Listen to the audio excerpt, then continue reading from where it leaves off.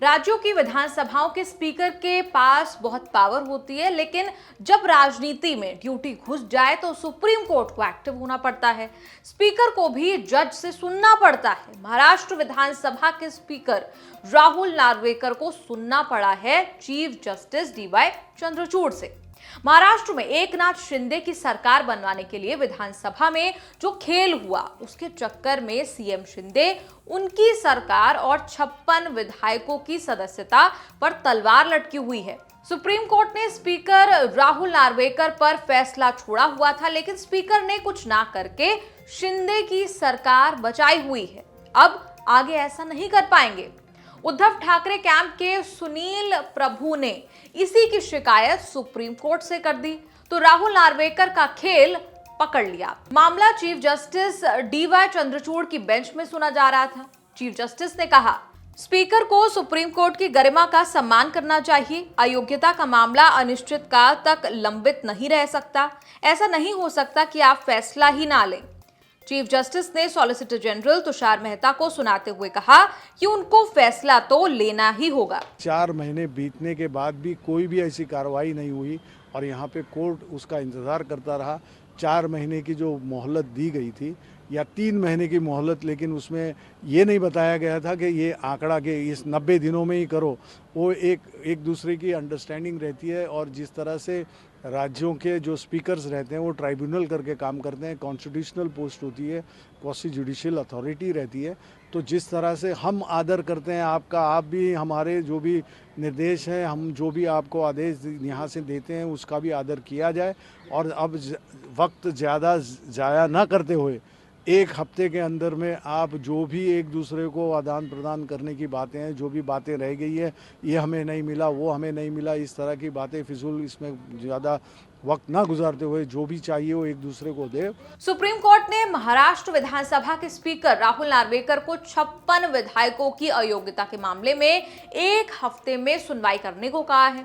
फैसला करने के लिए समय सीमा तय करनी होगी और इन सबकी रिपोर्टिंग सुप्रीम कोर्ट को भी देनी होगी। राहुल नार्वेकर उन विधायकों में थे जिन्होंने शिंदे के साथ शिवसेना के साथ बगावत की थी। सरकार बनने पर नार्वेकर को स्पीकर की पोस्ट मिली, जिसका इस्तेमाल शिंदे की सरकार बचाने में हो रहा है। चीफ जस्टिस की नाराजगी के बाद भी स्पीकर राहुल नार्वेकर इत्मीनान में हैं और कह रहे हैं जल्दबाजी में कोई गलत निर्णय नहीं करेंगे। मैंने इसके पहले भी सभी लोगों से कहा है कि कार्रवाई जल्दी से जल्दी होगी, किसी भी प्रकार की दिरंगाई नहीं होगी, लेकिन किसी भी प्रकार की जल्दबाजी भी नहीं होगी जिससे मिसकैरेज ऑफ जस्टिस हो सके। बीजेपी की शहर पर एकनाथ शिंदे ने शिवसेना के विधायकों को तोड़कर पार्टी तोड़ी थी।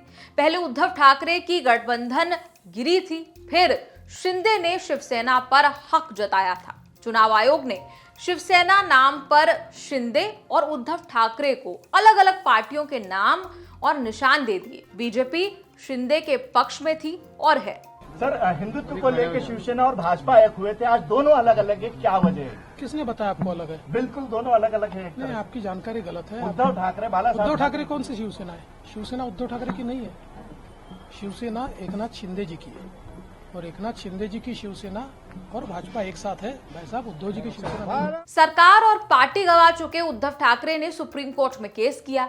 शिंदे समेत 56 विधायकों की सदस्यता रद्द करने की मांग की। ज्यादातर विधायक वो हैं जिनके पाला बदलने से सरकार पलट गई थी। सुप्रीम कोर्ट ने खुद कोई फैसला ना करते हुए फैसला स्पीकर पर छोड़ा था। ऐसा इसलिए कि अयोग्य का फैसला सुप्रीम कोर्ट नहीं, स्पीकर कर सकते हैं। 11 मई की बात थी, लेकिन स्पीकर ने 4 महीने से कुछ नहीं किया।